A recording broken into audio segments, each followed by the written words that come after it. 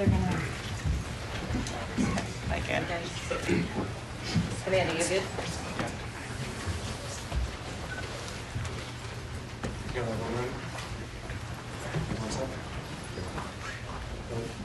Good afternoon, everybody.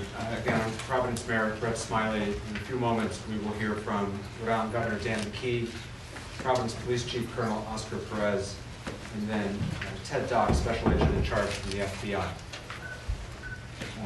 I'm going to start with a brief update, and then just to let folks know about the work that we continue to do to reassure residents in Providence that they're safe in their community, and we are grateful for all of the assistance that we have continued to receive. As we announced last night, we would be providing enhanced police coverage throughout the Brown community, throughout the East Side, and really throughout the city of Providence. And what residents and neighbors saw today was exactly that. There was specific enhanced coverage in Fox Point, Wayland Square, on Thayer Street, and on Hope Street, which are the commercial districts in the area. And I want to express the city's profound gratitude to the following departments who provided mutual assistance and additional coverage today. First and foremost, the Rhode Island State Police have been excellent partners, and I'm grateful for the governor of making sure that those resources are available to us here in Providence. But we were also assisted today by friends from neighboring communities here in Rhode Island, which is a terrific way in which our colleagues from throughout Rhode Island have been assisting. Today we had extra help from North Kingstown, North Providence, East Providence, Central Falls, and Pawtucket. Many other communities have offered to help, and we expect to take that help in the days to come. But through that mutual assistance of our neighboring communities, we were able to provide that additional coverage. Secondly, we were able to provide coverage to our schools today. We did have school here in Providence. I'm glad we had school today in Providence. We'll have school tomorrow in Providence. This is the last week of the semester, and it's important for kids to be in school, and so we're encouraging parents to do what's right for their family. We understand that there are probably difficult conversations happening at the kitchen table right now, but if you're comfortable, you should send your kid to school. Providence Public Schools are open, and we have police coverage at drop-off and pickup times to provide that extra sense of safety and security for our families. I spent the morning out at our schools too, in the neighborhood to be there for our parents, and they certainly were glad to see an officer helping out. And so, as we've said many times, but it's important to continue to say we're so grateful for the tireless effort of law enforcement, not just to assist with the investigation, but to help all of us feel safe in our homes. On campus. At this time, I'm going to turn the mic over to our Governor Dan McKee. Thanks, Mayor. And just like all of us, we want to see the individual that pulled the trigger on these young kids identified, apprehended, and brought to justice. I can tell you from the state level, we're continuing to coordinate our state police and instructing the colonel to make sure that all the resources that are available are being employed through the direction of the mayor, but that partnership is incredibly important. I also know that the schools are not only being impacted on the higher education in Providence and also K through 12, but I also have heard and have been in contact with our Commissioner of Higher Education, Shannon Gilkey, along with our Commissioner of K through 12, Angelica Ponte Green, to make sure that we are reassessing all safety issues in all our schools in the state of Rhode Island, and more to come on that. The issues that have to do with mental health, coordinating around the state through our higher ed and through our K through 12. I've assigned Director Leclerc to make sure that they're coordinating all of the social services, all the mental health that's out there, so that we can kind of also deliver that on a statewide basis. I was at Family Services Rhode Island today on Hope Street, and just seeing what they're doing, and it's being duplicated all around the state of Rhode Island. So I think it's important that we do everything we can out of the governor's office to support what's happening at Brown, the community of Brown, Providence, but also knowing that this is impacting on a statewide basis, so we're deploying that efforts to make the effort to let people know that we want to do everything we can so they can be safe and feel safe. And then finally, we want to make sure that all Rhode Islanders know that everything that is physically possible is being done, and partnering in with our federal, the FBI, our state law enforcement, and also the local law enforcement to bring an individual and identify and bring that person to justice. We also have been involved in communicating with the League of Cities and Towns today. Through Randy Rossi, they've sent out a message to deploy their vehicles, their police vehicles, at the beginning of school day, at the end of the school day, all around the state of Rhode Island to, again, show that we're serious about having people and the families feel safe, and that everything that's being done to make sure that that happens on a statewide basis, because this has become a statewide issue that is being impacted families and people throughout the state of Rhode Island. Yeah. Now we'll hear from Colonel Oscar Price. Thank you, Mayor. Thank you all for being here again. Here we are once again to provide you some of the highlights and the progress that the Providence Police Department, along with several agencies, have gotten together and stepped up to come up to this. I want to remind you that this is a very active investigation, very complex investigation, and it's the dedicated work of the men and women of the Providence Police Department, the Detective Division, the Community Response Team, the Special Response Team. It's all hands on deck. And on top of it all, you have the state police who's assisting us, and every other federal partner that has been in this building for several hours. And I want to commend and applaud them for the work that they have done. And that includes the FBI, HSI, ATF, the IRS, the marshals, and several other agencies, analysts that are here. So it's pretty active, because we want to make sure, as the governor stated and the mayor stated, to make sure that we identify this individual and bring him to justice. Our work that initiated today and continues to initiate for a while since it started. We're at the 49th hour, and there's no one that wants to put this individual in handcuffs than us. So this has brought us to a new lead, which I momentarily will be able to provide you with. It's going to include video of this individual, as well as photos of this individual. We're asking the public for assistance to be able to identify this individual. The photos I will be able to show you are coming from the area of Hope Street near Benevolent and Many. And those photos and those videos were retrieved around 2 p.m. on Saturday the 13th. And we believe that that's the same individual that we showed you from the previous video that we released.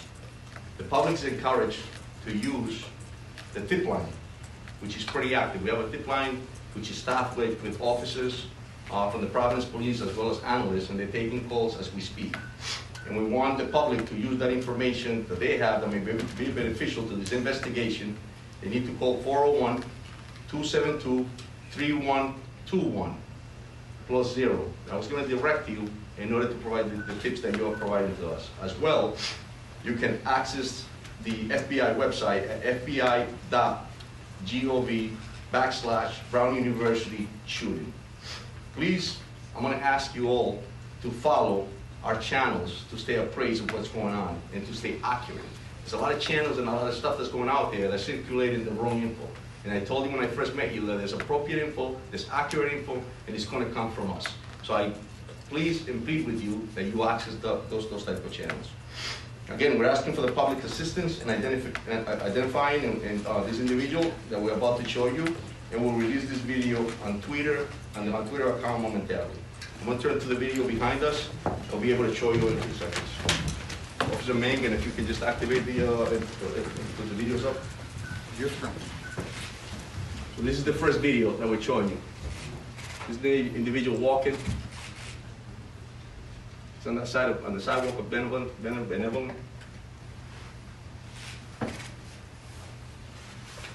And this is prior to the incident. Here we go again with the video too, Mike. Again, you see him walking.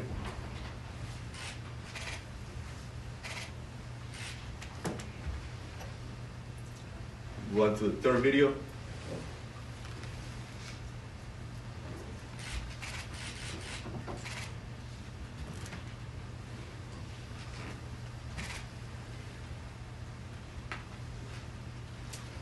You want to, this is some photos of this individual.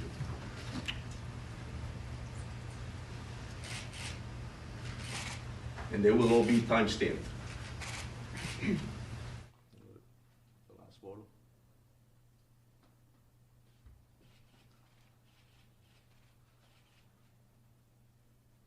Thank you. So we'll be providing this as well, and I ask you all to please make sure you all. This as well, and I ask you all to please make sure you all come up, and if anybody in the public that has any info about this individual, we ask that you call our pick line, and we'll also have the numbers in the website listed.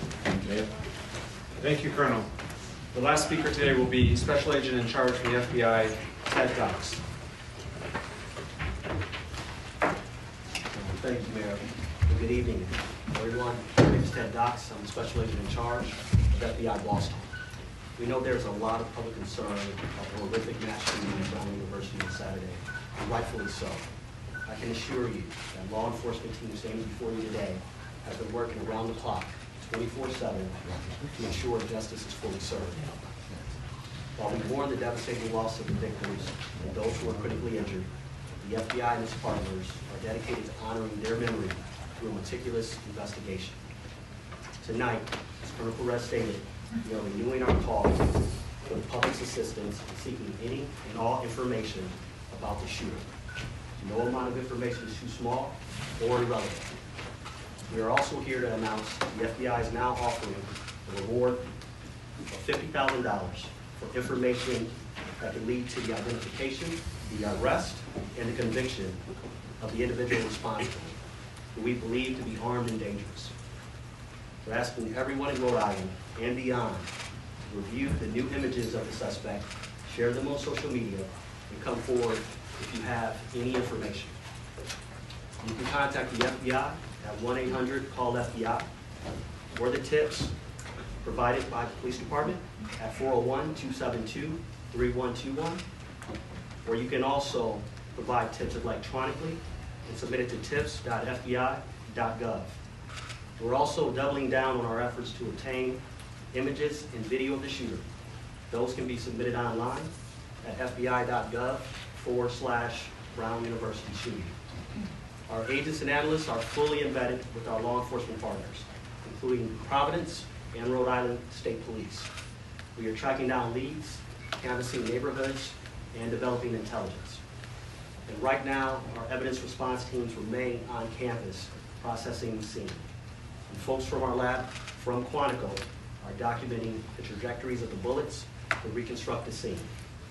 It's painstaking work, and we are asking the public to be patient as we continue to run down every lead so we can get victims, survivors, and their families, and all of you the answers you deserve. Thank you. Mayor, can you tell Chief Oscar to say a statement in Spanish, please, for the Spanish media? Thank Yes. Gracias, sí, verdaderamente estamos acá esta noche para demostrarles los highlights del progreso que hemos hecho en el departamento, y quiero identificar que es una colaboración del Departamento de la Policía de Providence. El personal de este departamento también incluye las policías del Estado, obviamente los federales, partners de nosotros, como el FBI, el HSI, el ATF, el IRS y también la oficina de los Marshals también están incluidos. Acabamos de mostrar 3 videos los cuales depictan lo que es esta persona que estamos buscando, y le pedimos al público que realmente si ven esta imagen y lo conocen a la persona, que llamen a los números que le acabamos de dar, y te los puedo dar cuando terminemos acá, para que ellos nos den esa información y así nosotros tener la posibilidad de identificar a esta persona y traerlo a la justicia. Mr. Attorney General, with these new images that are being Dan, go ahead. released. Hi, Mayor Dan Janey from NBC 10. I just want to ask a question. These videos and images were actually very good that you just showed. They were from the day before, and I'm just wondering, why didn't we release these a little bit earlier? Did you just get them today? And can you explain, because that's going to be a question from viewers. Of course, and that's a great question, Dan, and I'll tell you that it takes time. I've mentioned it before that investigations are very complex.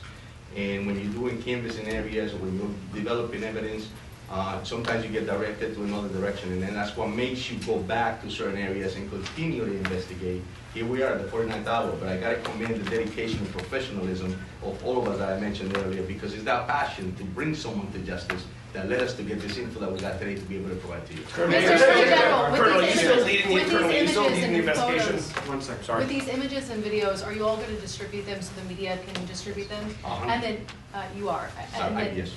Mr. Attorney General, yesterday you made it clear we didn't have an image of this person's face. Now these images show we do have this person's face. Is this going to be key in solving this case, which you seem very dedicated in doing? Yeah, look, I think, as I've said multiple times today, that these investigations are like threads that you pull on a garment. And some of them you pull and the garment doesn't open up, and other ones you pull and the garment comes undone. I think when you go out and get a better image of the person's face, that can only help the public, help us identify this person and confirm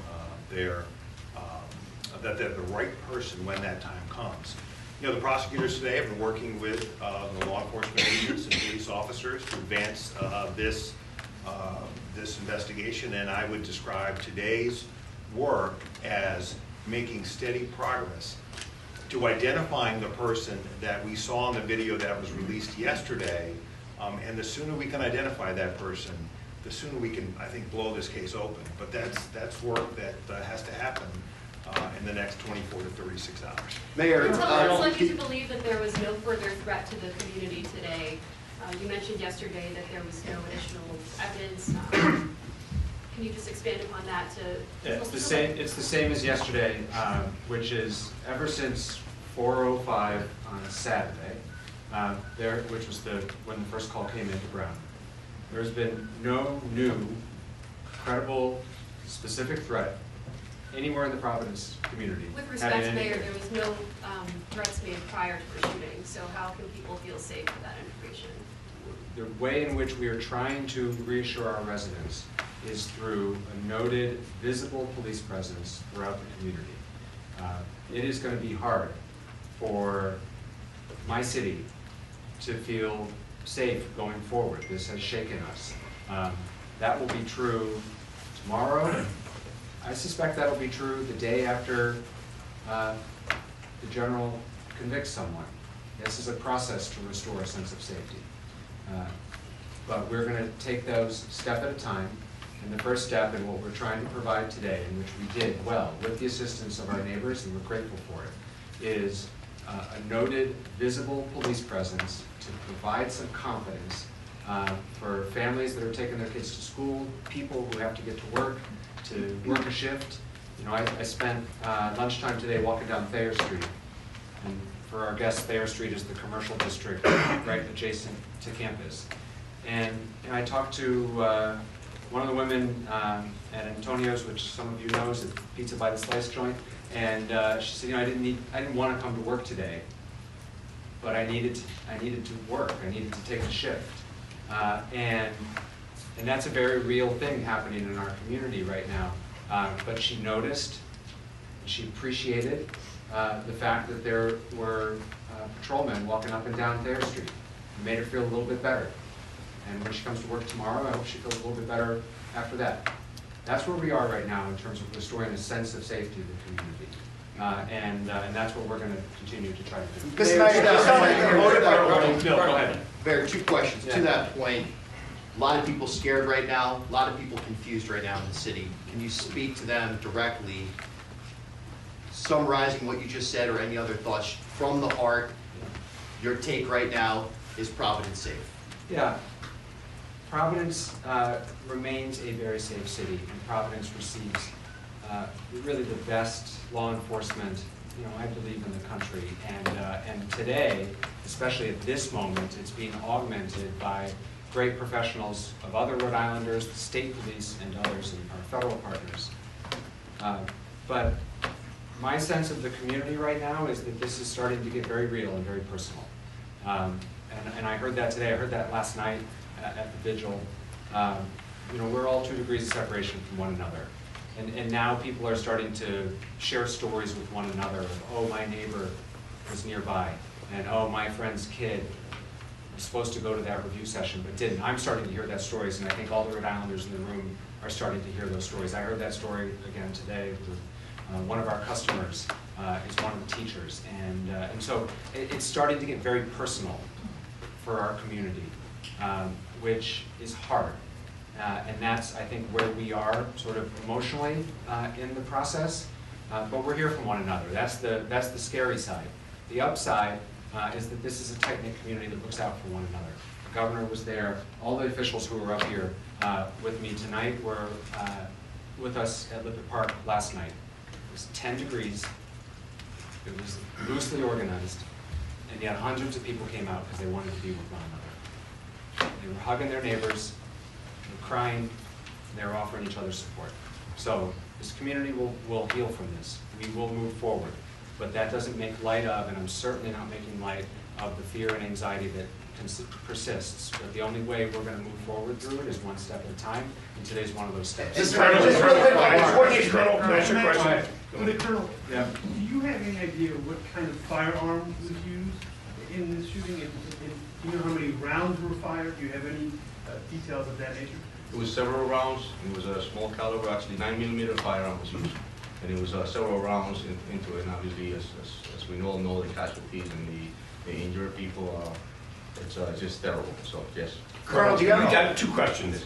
Who's the lead investigator on this now? And secondly, what do you believe that a person of interest was doing in that video and those pictures that you obtained? Yeah, so the first question, the lead is, obviously we're taking the lead, but Okay. we couldn't do this job without the assistance, as I mentioned, in collaboration of all the different agencies and municipalities. Okay. This is a team effort. This is important to us. The mayor stated, it has shocked the city, and a lot of people are concerned. So this is an effort to put handcuffs on somebody, and it takes a whole team to do that. My second question is, what do you think he was doing? Was he staking out the area? Because this was the day before the shootings, correct? Correct. And so What do you think he was doing? Was it hours before or days before? So it was a few hours before, and I'll tell you that at this point, that's all we had. So it was a few hours before what he was doing. We'll be able to find out further once we. Sorry, was that with respect to? John DePietro, Road Patrol Live.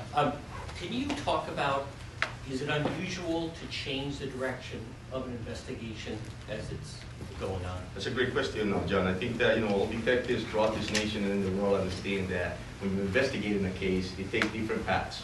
You start somewhere, you start here, and all of a sudden something else pops up and you're going in a different direction.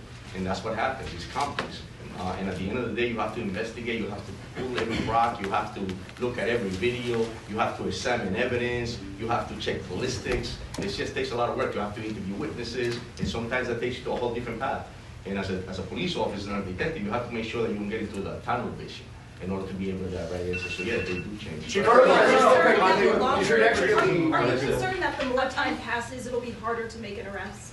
I'll tell you, every It's minute. been a couple days. Every minute counts. Every minute counts, but what doesn't stop is the dedication and professionalism of this department as well as our partners.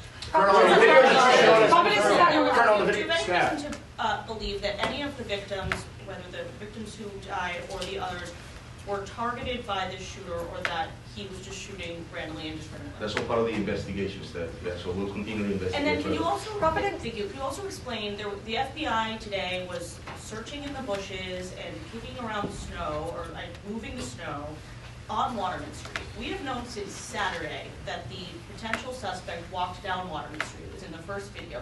Why would you be now looking in the bushes for something on Waterman Street 2 days later after it had snowed? So I just answered John the same question on how investigations, they turn and lead you in a different direction.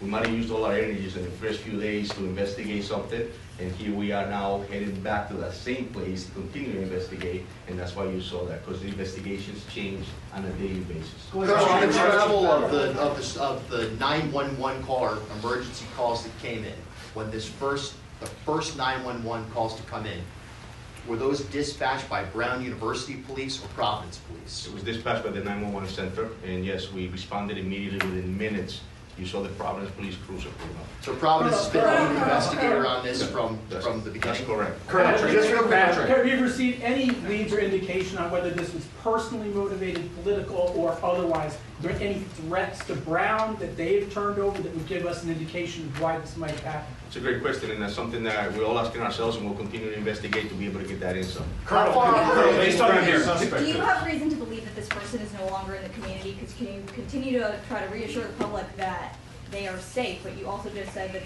this person you believe is armed and dangerous, so how can both be true? Well, yeah, right, and that's something that's unknown, but like the mayor stated, I'll tell you that we have enhanced enforcement in that area. We have, Steph stated earlier, we have a lot of officers in the area, so in that sense, it's going to be safe. But however, as well, I just want to remind the community that our priority in law enforcement in the city is to keep our constituents safe, keep them informed, and to keep them committed, to understand that we're a professional, we're dedicated, we're going to put somebody in handcuffs, and we're going to continue to do this job. So But do you have reason to believe that they are no longer in this community, this that's person? something that we're continuing to investigate. Colonel Perez, just real quick, Tom Quinlan, WPRO. On the trajectory of where this guy went from the video that we saw, where is the last place that you would you have a clear video of seeing him? Is it like, are you still getting video from houses in that area? And you know, Colonel Weaver, just real quick, in terms of the state's response, how much enforced patrol? We know about the enforced patrol in Providence, but are you putting throughout the state to keep the highways, you know, keep an eye on the highways? We have increased our patrols throughout the state, and we will respond accordingly to any requests for additional assistance. This is a collaborative effort, not only from our uniform division, but also our detective bureau is embedded here with Providence and our federal partners, and we will not stop until we find out who the suspect is and bring them to justice. Question for Can you talk about I just want to clarify something, because it seems that we're a little confused as far as the video itself. It says 2 p.m. It was the day off, 2 hours prior. So where's the last house that you actually have video from? Let me just finish with. Go ahead. Go ahead. Thanks, Deb. Where's the last video that you actually have video from in that area? It's in the vicinity of Hope Street, between Benevolent and Main. And that's before the shooting? That's correct, yes. 2 hours, right? 2 hours. Question for My turn, Bill. Dan. Tom, this video that you just released, more than anything, is key to wrapping to this case, okay? We have a closer picture of his face, we have a closer picture of his body. Based on that and witness interviews, do you have a new description of the person of interest now? Because he looked like a guy just walking around, you know, the neighborhood. Is there a new description you can give us about him? There is, and it will be on that poster that we're going to be releasing on the images, and the height, weight, and things of that nature are all posted on that. You think he lives in the area? It's something that we're investigating. Colonel, in other manhunt instances, Desde ayer se han filtrado a la prensa el nombre, la fotografía y hasta la casa de la persona de interés que estaba bajo custodia. Si quiere, responde esta pregunta en los dos idiomas. Hoy habían algunos medios haciéndose eco de que había una segunda persona de interés en custodia. Este no es el caso porque no he escuchado absolutamente nada en esta conferencia que se refiera a eso. ¿Me puede usted decir cuánto o cómo están manejando ustedes la información dentro del departamento y cómo se está filtrando a la prensa? Claro. Porque esto crea confusión, obviamente. Sí. So the gentleman just asked the question about how information is getting filtered into the community and out from us. And the question was that past few days an individual was identified and when they came, and he was a person of interest. We had him here. He's asking, how does that get out to the media? How does that happen? My answer to that is I have no control over what's being released or circulated in the media. Speculations that occur. What we can control is what we give you here. And as I was speaking earlier, that's why it's important for you to get the information from us. So, mi respuesta que hago es lo que pasa, no me doy cuenta cómo se filtra esa información a los medios de comunicación. Es importante que la comunicación venga de nosotros y no de otras partes. Es muy importantísimo porque ustedes circular en otros momentos van a especular. Ahora, he also asked, a second question that he asked was that there was information out there that we had a person in custody of interest, a second person. and that's not true, that's incorrect, and I don't know how that's circulated the speculation. So my answer to him is that, no, eso es mentira, hasta el momento no tenemos otra persona en custodia, lo único que tenemos lo que acabamos de informar. And building on that, Attorney General Go LaRoe. ahead, Chris. There appeared to be an issue with 311 services during Saturday's incident. A lot of neighbors couldn't get notification. What issues were going on there, and has that since been resolved? Yeah, so residents in the city of Providence were notified in multiple ways, and certainly through all of your outlets, all official City of Providence social media outlets, Twitter, Facebook, Instagram, and we pushed out a 311 notice. If you are not, the 311 notification system in the City of Providence, you have to sign up for it in order to receive it. And so 311 notifications did go out. If you are a resident of the City of Providence and you are not receiving 311 notifications, we urge you to please sign up. You can do so at the city's website. 311 notices have continued to go out throughout this entire incident, including up as recently as today, this afternoon, to clarify a false report with regard to a report of shots fired, which was found to be unfounded. We sent out a push notification through 311 to reassure people because in this day and age, there's a lot of misinformation. A lot of people are getting reports through non-official channels and are getting anxious as a result of it. And so 311 notifications are working fine, but you have to register for it. And you have to opt in for text messages. If anyone needs assistance for how to sign up for 311, if you are not tech savvy or if you are having problems, you can call the phone number 311, and we have staff available who will help register you.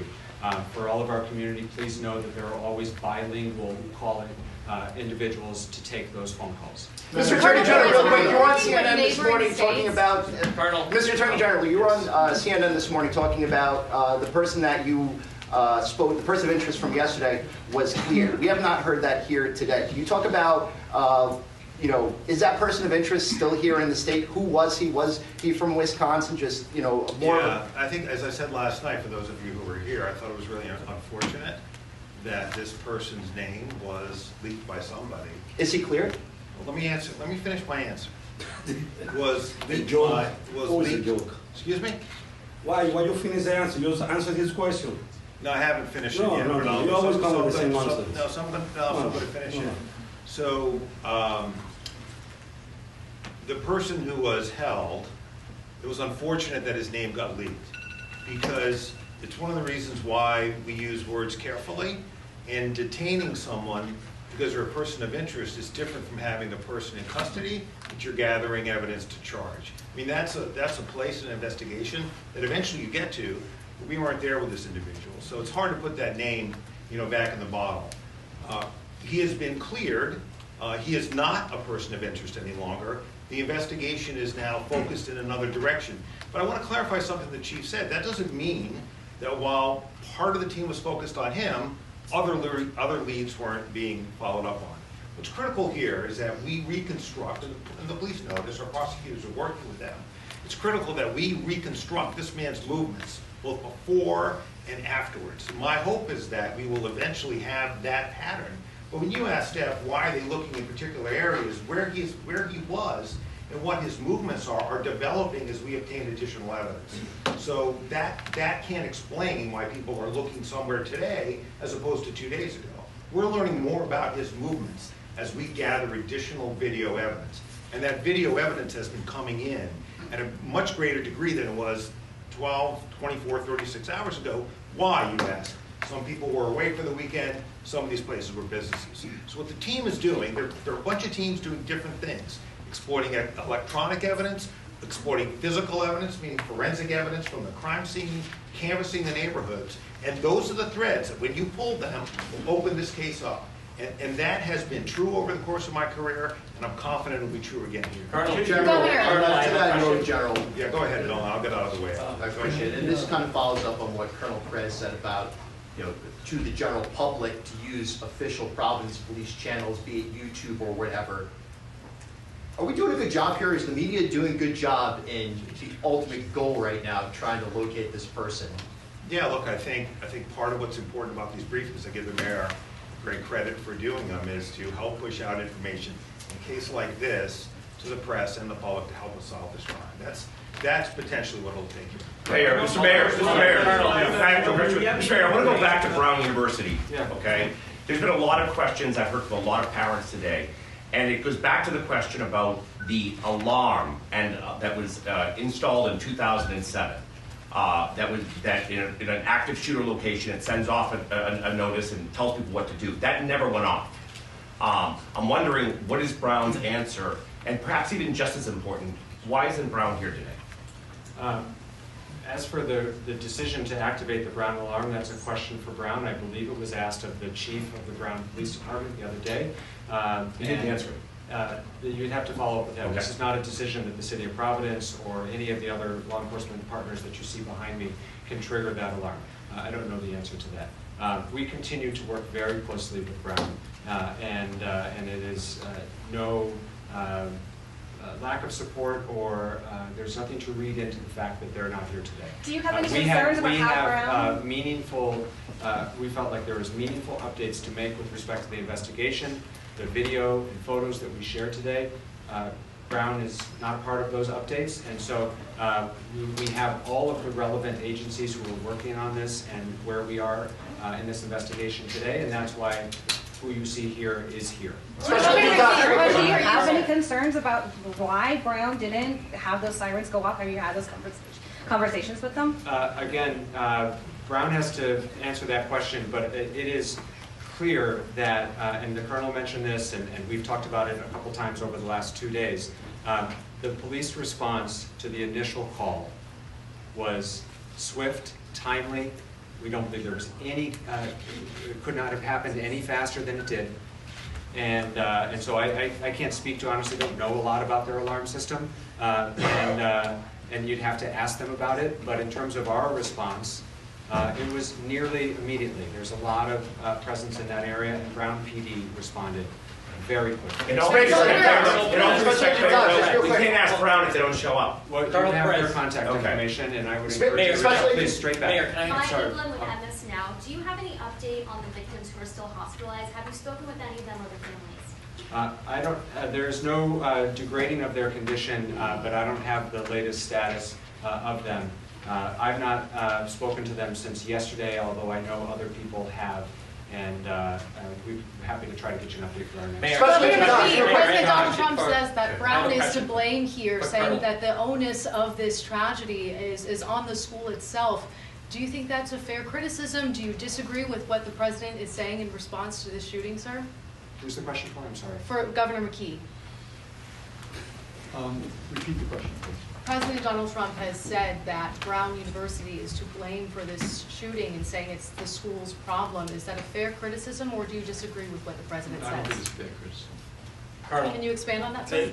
Why not? Because Brown University is not collaborating with you guys. You're lying to the press over here. They have facial recognition. We know that because they follow the student, they follow everybody in the neighborhood. Facial recognition. They need to release that data to everybody know who the guy in the video. We got the video Saturday. Why you guys release the video today? Governor, doesn't make sense.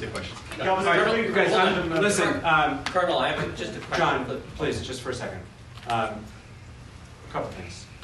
First of all, Brown University and Brown Public Safety, Brown Police Department has been a close collaborator throughout this process. That's not true. I do not accept that criticism. Oh, come on. We know that. Secondly, everyone you see behind us, we've all been working for now 49 hours. We're tired. We're serious about the task at hand. I know all of you have been working very hard, and I suspect all of you are just as tired. The press has been a great partner in pushing out relevant, factual, timely information, and we are grateful for that. This crowd has grown a little bit over the last 48 hours, and I know that people are weary, and so I'm asking, please, for a little bit of patience and grace, and we have been fully transparent. We continue to answer your questions. We will continue to do so.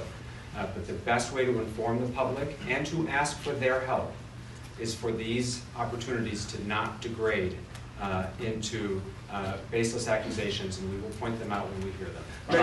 Question for the Colonel. Colonel, we learned, you revealed that the shooter used a 9mm. Now there's a report the shooter yelled something right before his shot came in. Could you tell us what that was? Yeah, it's a part of the investigation, John. Okay. Yeah. Now, the only reason I asked that, though, is, for instance, like with the Unabomber, his brother recognized the writing. So it's possible a friend or family member might recognize if the person said something that was significant.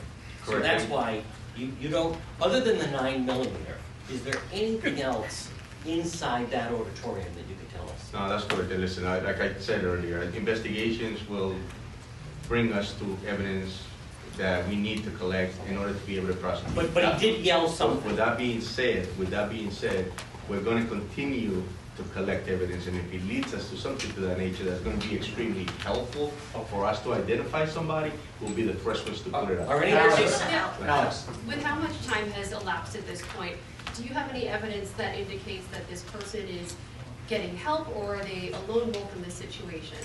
Yeah, so we'll continue. Those are great questions, Alex, and I think that's something for us to continue to investigate. This is active and it's complex, and so that we may have an answer to that by themselves, but that's not something that we have ruled out, and we won't do that. So. Maybe to the next here, please. Colonel, are you looking for both a living or a potentially deceased person of interest? We don't rule anything out. Like I told you earlier, this is a complex situation. It's fluid.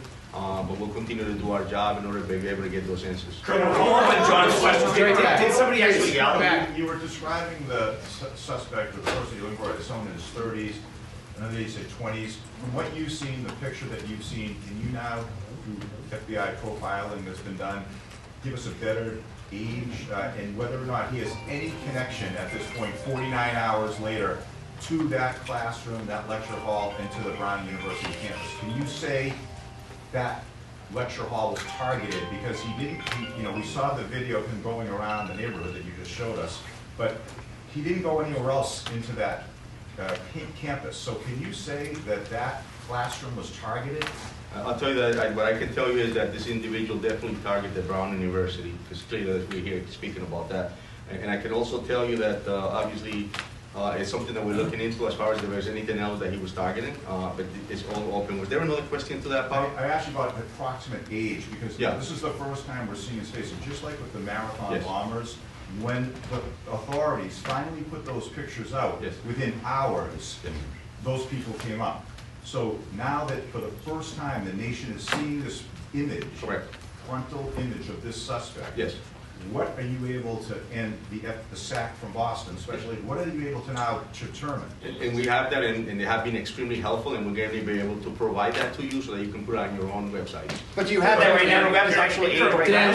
Dan's got the last question, and then we're going to wrap it up. All right, I want to ask two questions, if I could, Mayor. To follow up on John's question, did the suspect yell, like has been reported, and there's been some erroneous reporting, but did he yell when he came to the classroom? And how valuable have witness statements been from those who survived? Listen, my heart goes out to the victims, it goes out to the families, and I'll tell you that their cooperation has been extremely helpful.